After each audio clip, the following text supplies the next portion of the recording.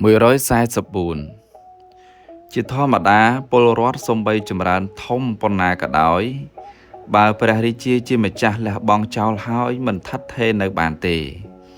ដូចជាទ្រព្យទេវតាបើជនទាំងឡាយដល់កាលមរណៈហើយនឹងធ្វើអ្វីកើត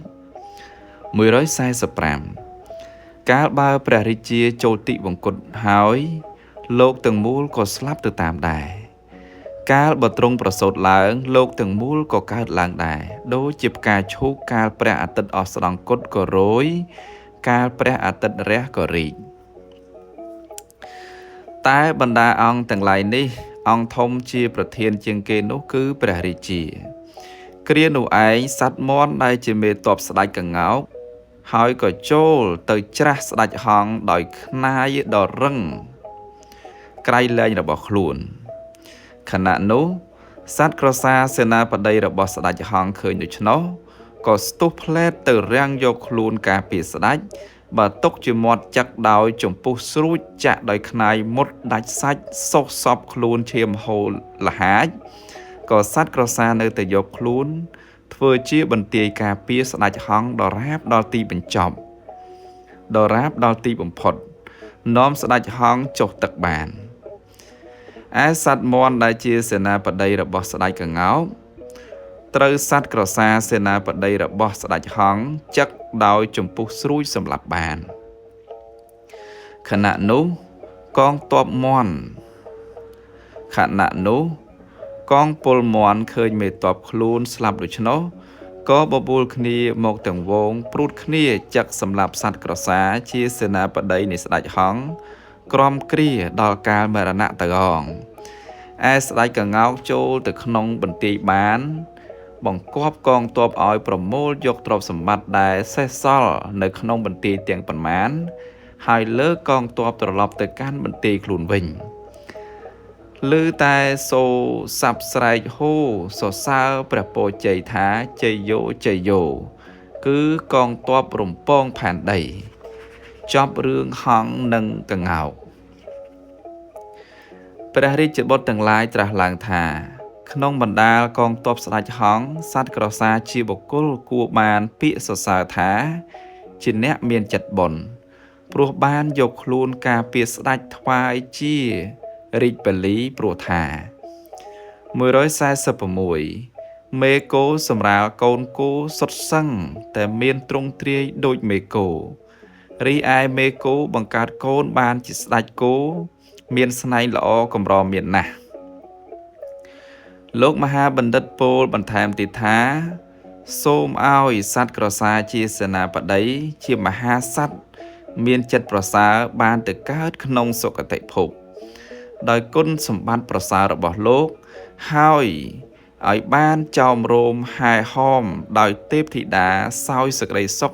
ក្នុងឋានសួគ៌ជានិរន្តរ៍ទៅអងព្រោះថា147ជនទាំងឡាយណាក្លាហានលះបង់ជីវិតដើម្បីម្ចាស់ក្នុងសង្គ្រាមមានភក្តីចំពោះអ្នកចិញ្ចឹមជាបុគ្គលកតញ្ញូជនទាំងឡាយនោះនឹងទៅកាន់ឋានសួគ៌148វីរៈបុរសជាតិជាអ្នកចម្បាំងដែលសត្រូវឡោមព័ទ្ធជាប់ហើយមិនតក់ស្លុតលះបង់ឋានៈជាកូនប្រុសនឹងបានដល់ឋានទេវតាឥឡូវនេះទ្រង់ទាំងឡាយបានព្រះសណ្ដាប់រឿងសង្គ្រាមចប់ហើយព្រះរាជបុត្រទាំងឡាយក៏ថ្លែងព្រះបន្ទូលគ្រប់ព្រះអង្គតបវិញថាយើងគ្រប់គ្នាមានសេចក្តីត្រេកអរក្រៃលែងដែលបានស្ដាប់រឿងនេះលោកមហាបណ្ឌិតក្រាបទូលតទៅថាសូមទ្រង់ទាំងឡាយព្រះសណ្ដាប់ស្លោកទីបំផុតនេះថែមទៀត149សូមព្រះរាជាទាំងឡាយកុំឲ្យជួបប្រទះសឹកសង្គ្រាមដែលប្រកបដោយពលដំរីសេះនិងកងទ័ពទាំងឡាយដូច្នេះឡើយសូមឲ្យស្ដេចនៃពួកសត្រូវបាក់បបខ្លោបខ្លាចបារមីដោយគ្រាន់តែខ្យល់គឺព្រះរាជនយោបាយហើយរត់ខ្ចាត់ខ្ចាយទៅពូនលាក់ខ្លួននៅនាព្រៃភ្នំក្រំថ្មវិនាសគ្រប់កាលវេលាទៅអងកថាទី3ឈ្មោះសង្គ្រាមដែលមានក្នុងហេតោបតិសចប់តែប៉ុណ្ណេះ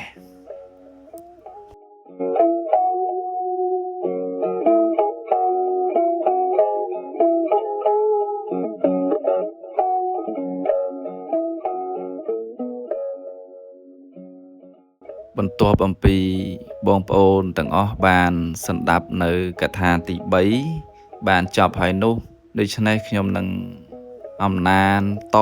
កថាខណ្ឌទី4ចែកជូនដល់បងប្អូនជាសន្តាប់ដូចតទៅ4សន្តិភាពក្នុងពេលដែលចាប់ផ្ដើមនិយាយរឿងតទៅទៀតព្រះរាជបុត្រទាំងឡាយមានព្រះបន្ទូលត្រាស់ថាបបិទ្ធលោកមហាបណ្ឌិតយើងបានស្ដាប់រឿងសង្គ្រាមចប់ហើយពេលនេះសូមលោកមេត្តានិទានរឿងសន្តិភាពតទៅទៀតលោកមហាបណ្ឌិតក្រាបបង្គំទូលតបថាបើដូច្នោះសូមទ្រង់តាំងប្រតិយព្រះសន្តាប់ទូលព្រះបង្គំនិងពរនារឿងសន្តិភាពថ្វាយដូចតទៅនេះ 1. ក្នុងមហាសង្គ្រាមនៃស្ដេចហង្សនិងស្ដេចក្ងោក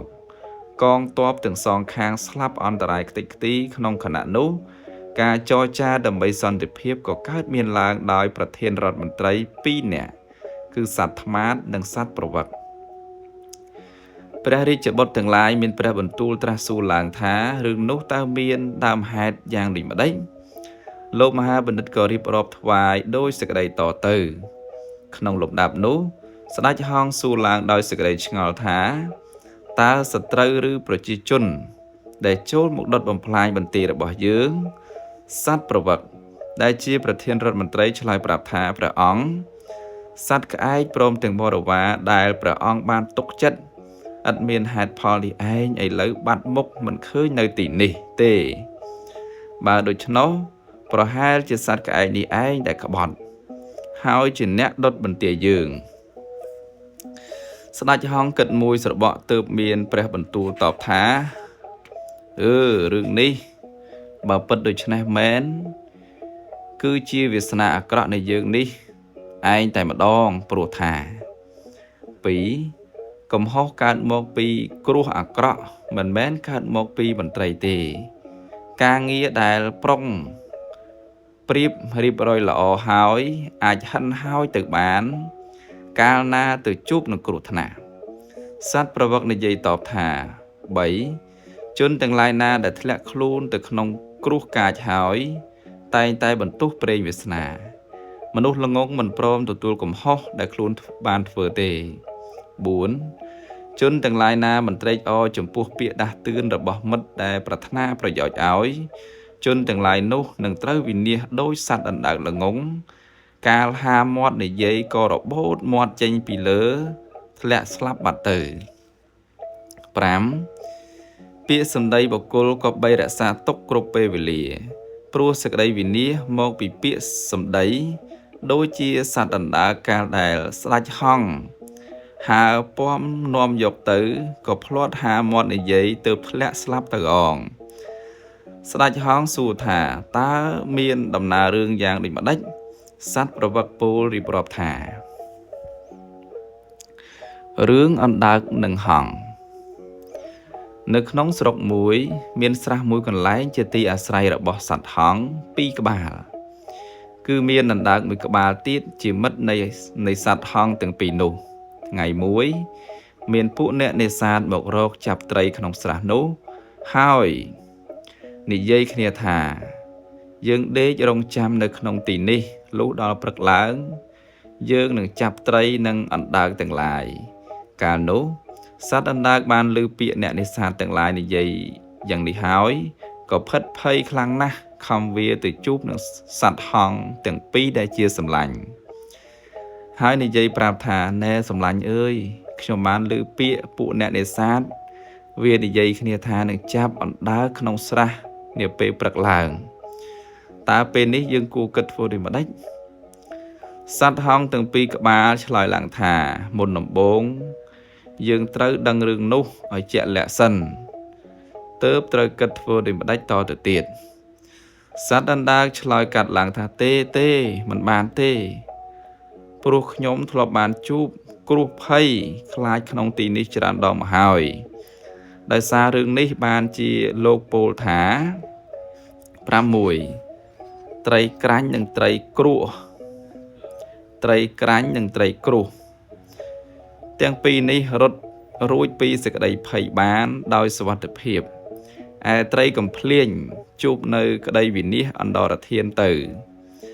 សត្វហង្សទាំងពីរក្បាលសួរថាតើរឿងនោះមានដំណើរដើមហេតុយ៉ាងដូចម្ដេចសត្វដណ្ដើក៏និយាយរៀបរាប់ប្រាប់ថារឿងត្រី3ក្បាលកាលពីមុននៅក្នុងស្រះនេះឯងមានអ្នកនេសាទម្នាក់បានចូលមកដើម្បីចាប់ត្រីពេលនោះមានត្រី3ក្បាលកំពុងប្រឹក្សានឹងគ្នាហើយត្រីក្រាញ់ក៏និយាយថាយើងនៅទីនេះតទៅទៀតមិនបានទេខ្ញុំនឹងរត់ចេញទៅរកស្រះដទៃទៀតក្នុងថ្ងៃនេះឯងថាហើយក៏ហែលចេញទៅកាន់ស្រះដទៃភ្លាមរីឯត្រីគ្រួសនិយាយថាអាត្មាអញគួរនៅឯណាព្រោះมันអាចប្រមាណមើលអនាគតឃើញផងកាលបើមានហេតុការណ៍កើតឡើងប្រកបទើបនឹងចាត់ការទៅតាមទំនងនោះកើតព្រោះថាជនទាំងឡាយណាអាចកែប្រែក្តីអន្តរាយដែលកើតឡើងភ្លាមបានជនទាំងឡាយនោះទើបឈ្មោះថាជាអ្នកមានប្រាជ្ញាដូចជាភរិយារបស់ឈ្មួញម្នាក់លាក់សហាយបាននៅចំពោះមុខស្វាមីត្រីកំភ្លាញសួរថាតើរឿងនោះមានដំណើរដើមហេតុយ៉ាងដូចម្ដេចត្រីគ្រួសបាននិយាយរឿងនោះប្រាប់ថា